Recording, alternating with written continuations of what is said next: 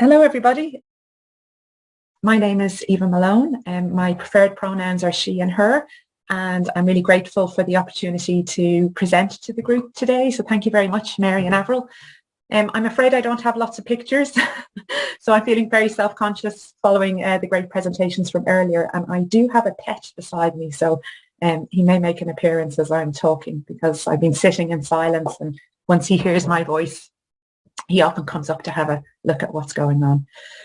So I wanted to share with you a little bit about a project I'm involved in at Napier. We're working to develop inclusive reading lists, and it's a collaboration between myself, some students on the programs that I lead, and our subject librarian. It's connected to a wider project that we received some funding for internally from our Department of Learning and Teaching Enhancement at Edinburgh Napier University, and the project title is An Inclusive and Decolonised Curriculum in the Biological Sciences. And the project aim was to develop and decolonise the biological sciences curriculum to create programmes more inclusive and empowering for our students. This was an aim of mine as a programme leader to help support the team and facilitate change across the programme suite. I have to say that I have no expertise in this area in particular. I'm an immunologist. That's my subject expertise, but it was a direction I felt the programme needed to go down and to develop. So I worked to build a team of colleagues that could help me in the project aims, or with the project aims. Just for a little bit of background, I'm a programme leader for a suite of biological sciences programmes at Edinburgh Napier University. We have 5 programmes in the suite. They cover animal and conservation biology, applied microbiology, biological sciences, biomedical sciences, marine and freshwater biology, and they're accredited by the Royal Society of Biology. We have about 450 to 500 students across the suite, and about 40 academics have contributed to the development of the programmes and to their delivery, and we're supported by 3 specialist technical teams.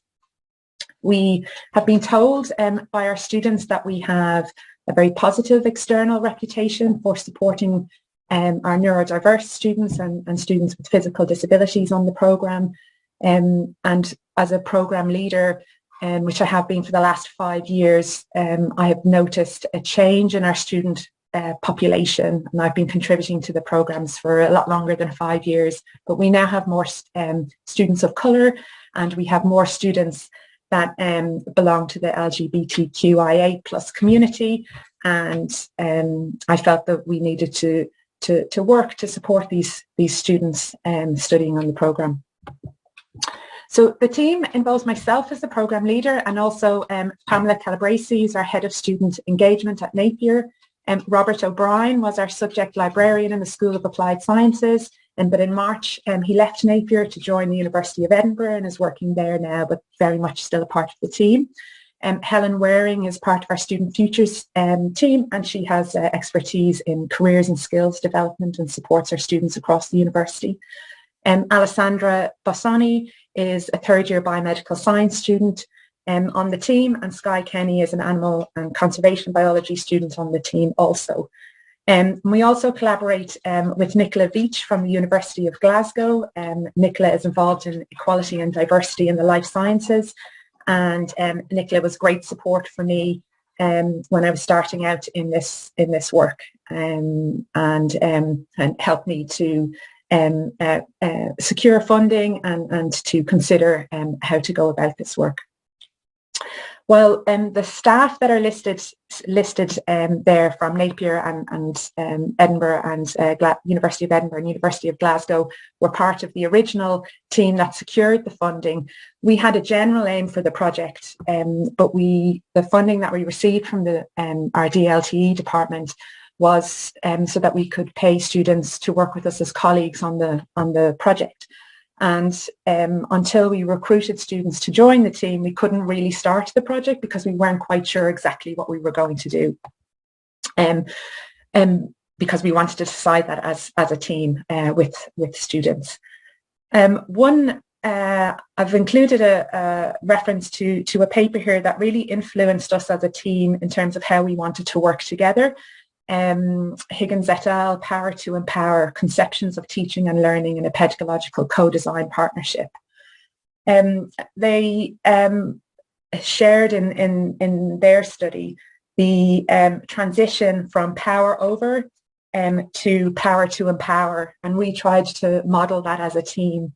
It was important for me as a program leader working with students on the program that the students and everybody within the team, because we've a cross-section of staff from across the university as well, had that everybody's was valued, their contribution was valued, their skill set, their experience and their insight was valued. And that took us time to build the trust and the respect and to incorporate that responsibility for us. And we all had a shared vision for where we wanted to go and why we wanted to do this work. So the funding we received at the end of 2021, I think it was in the October, Alessandra and Skye joined the team in March of the following year.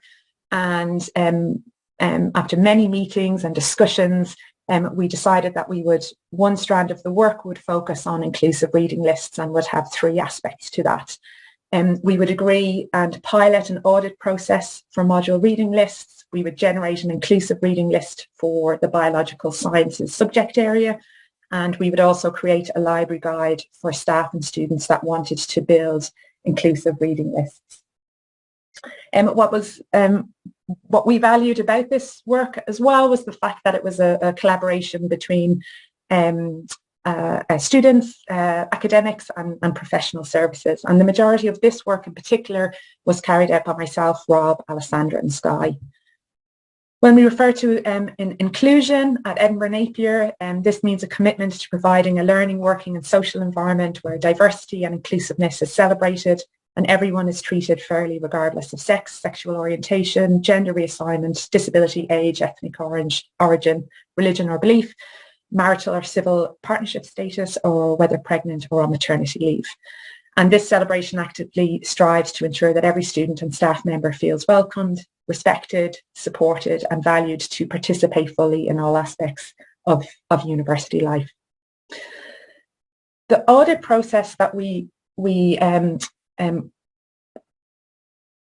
started was originally was myself and Rob. We took a module reading list for one of my modules, which was a 3rd year immunology module.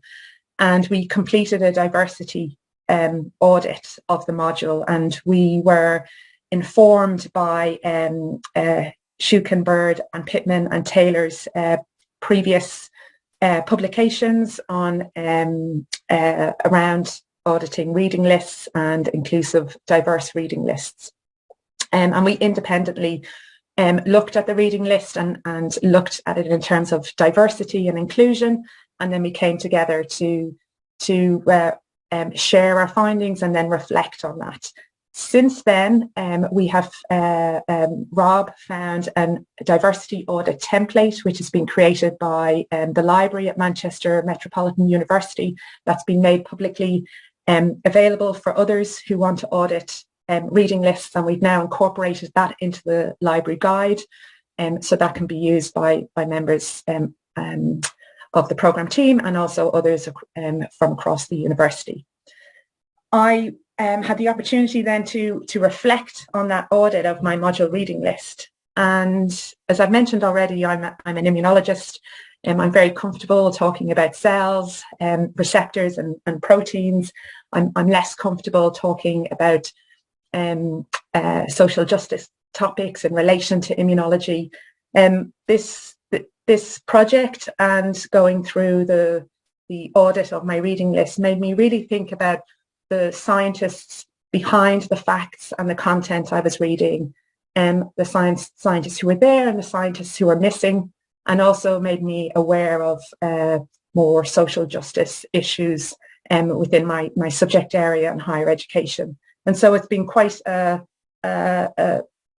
it's been an incredibly valuable experience for me, professionally, but also personally. I'm learning all the time as part of this project. The audit process is challenging, and there are issues with it because you are making assumptions, and you're analysing gender, ethnicity and geographical affiliation from information that you can find on the internet, and information written about scientists. So it is problematic. Once we had gone through the audit process and had a method or a protocol for other colleagues that wanted to do the same, to see if their reading lists were diverse or not diverse, we then moved to developing inclusive reading lists for the biological sciences, and the majority of that work after training was carried out by Alessandra and Skye. They made a selection of appropriate library and publisher catalogues, databases and resources, and we worked to develop search terms that took some time for us to identify keywords, subject areas related to the programmes and the modules, and to also look at that intersection between the subject areas, EDI and related themes. Searches were filtered by perceived author gender, ethnicity, geographical institutional affiliation, source type and accessibility. This work and the audit process then facilitated and supported Rob in the development of a library guide for staff. So I'm going to click on the link for that, and I'm going to move it to my screen that I'm sharing, so I think everybody is able to see the guide now. Yep, we can see that. Thanks, Mary. And so you should all be able to access the guide, even though you're not members of staff at Napier or students, but you won't be able to access the resources, some of the journals and the books that are that it links to. So the guide has a welcome page and explains what we mean by inclusive reading lists. Students and staff have the opportunity to recommend books to connect to the library guide. And as you can see, there are some recently purchased books that have been recommended by staff and students that have been included on the guide since it was launched just in March this year. There's the option for colleagues to audit their reading list, and there are steps on how to do that, and then there's information on the case study that myself and Rob completed together. There's resources by theme, so staff can go into different topics. I've clicked on anti-racism here, and there are collections of books on the history and theory, anti-racism in higher education or in education, and then in research also. And then going down, there were journals highlighted that focus particularly on race and justice, for example, or race and class.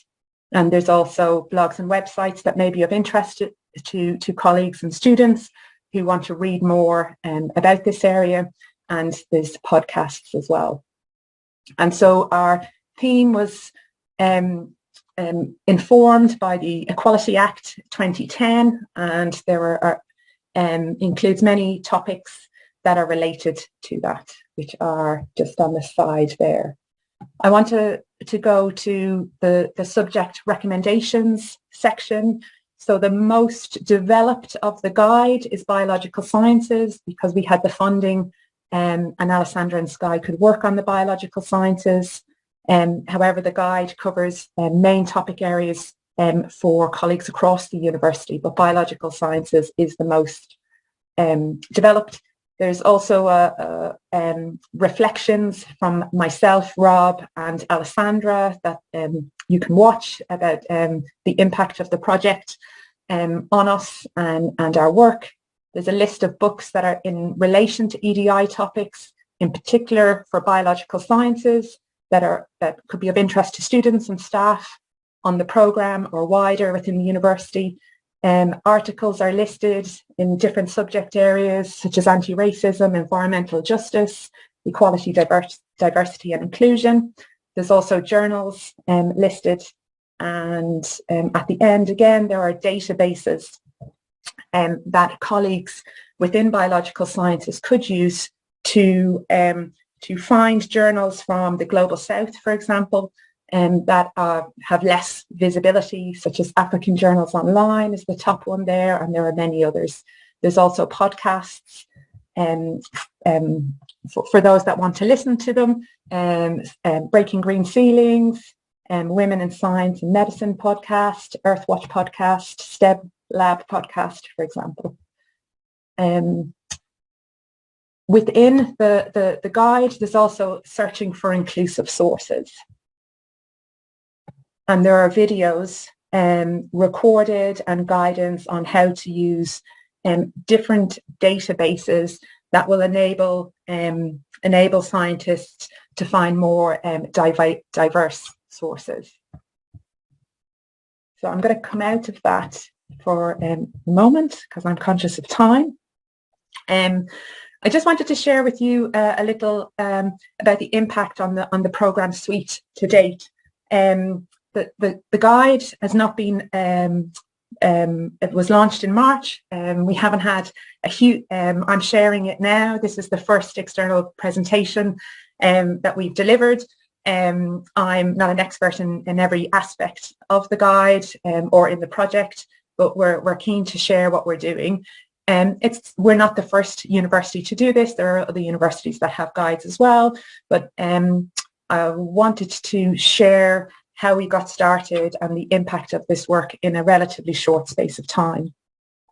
In terms of the programme suite to date, as a result of the literature found as part of generating the reading list guides, Skye and Alessandra are now working with module leaders on 3 core modules delivered as part of all of our 5 programmes and on 4 route-specific modules. They are, in some cases, working with staff on the programmes to enhance modules, but create learning activities linked to learning outcomes of modules they previously studied. And as a result of previously studying these modules and what they have learned from generating the inclusive reading lists, they are creating tutorial activities and further enhancing reading lists and promoting scientists from around the world so that those scientists can be used in the content of the modules. In addition to that, and I have to say that Skye and Alessandra are driving with my support, but they are driving the changes on the curriculum with members of the team that want to get involved. Another aside to that, based on the conversations we've been having and the progress we've made so far, linked to the information in the reading lists that were generated, Padlet is now being used to showcase scientists from around the world. So we're in the process of building this at the moment. Alessandra is leading on this, and she is using Padlet to populate a world map with a range of different scientists from all over the world that we can use to support the programs and modules on the programs. And there will be an element for students to recommend scientists that they would like to, and staff, that they would like to see in the Padlet so it can grow as the years go on. And that's been supported by our learning technology advisor at Napier. 2 minutes to go. Okay, thank you. I just then lastly wanted to highlight that there's potential for impact for this beyond our programs in terms of the guide itself. There was a recent piece written in Career News Nature about racial inequalities in journals and citation bias, and there were tips for combating citation bias. And the library guide that we have developed and others have developed across the UK and wider can be used to support combating citation bias as well. So thank you very much.